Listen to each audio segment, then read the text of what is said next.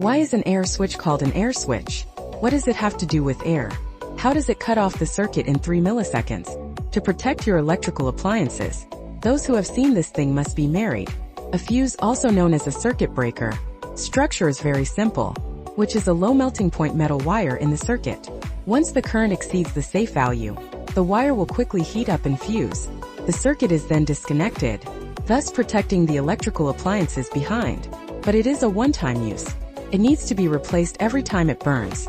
If it trips at night, you can only find the fuse in the dark. It is this drawback that led to the development of circuit breakers.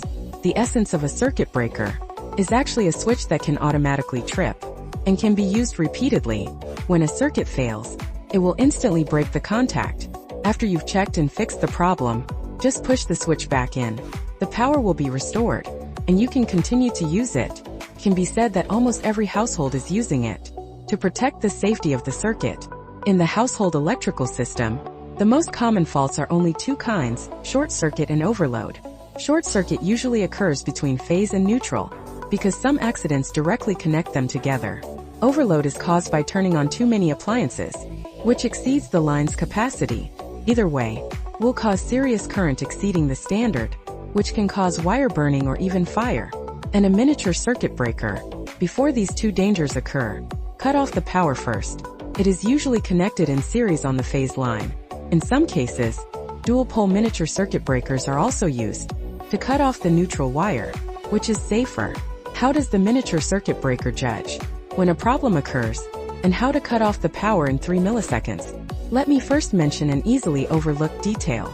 The reaction time of a miniature circuit breaker is shorter than half of the AC cycle, so when analyzing its action, we can completely treat the current as flowing in a single direction, which makes the logic much simpler.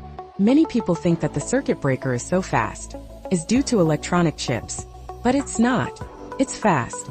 It relies on an extremely delicate mechanical triggering structure. Inside the circuit breaker there is a lever mechanism, which is connected to a rectangular ring. The rectangle ring is connected to the upper and lower, to the central lever. In normal state, these two springs are in a balance point. The whole structure is firmly stuck in one position.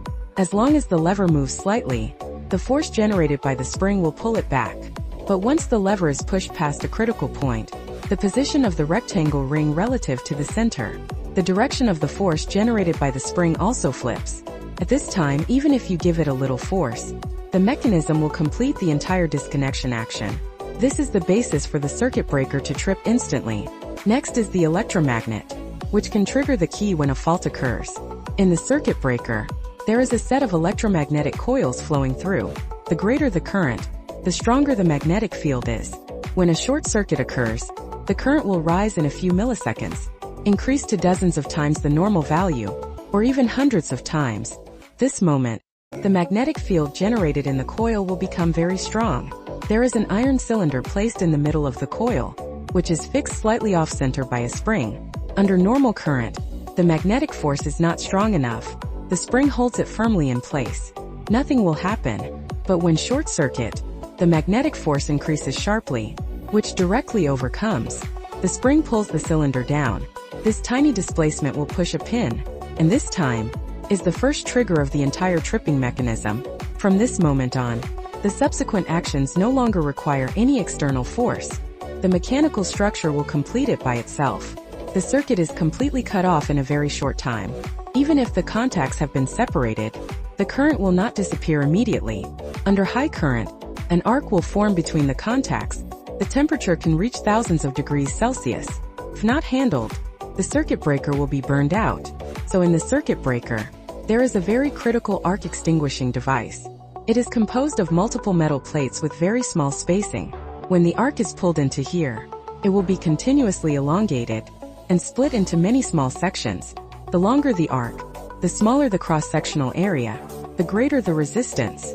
When the current passes through zero, the arc is first dispersed by them, and then use the insulating properties of air to blow out the arc.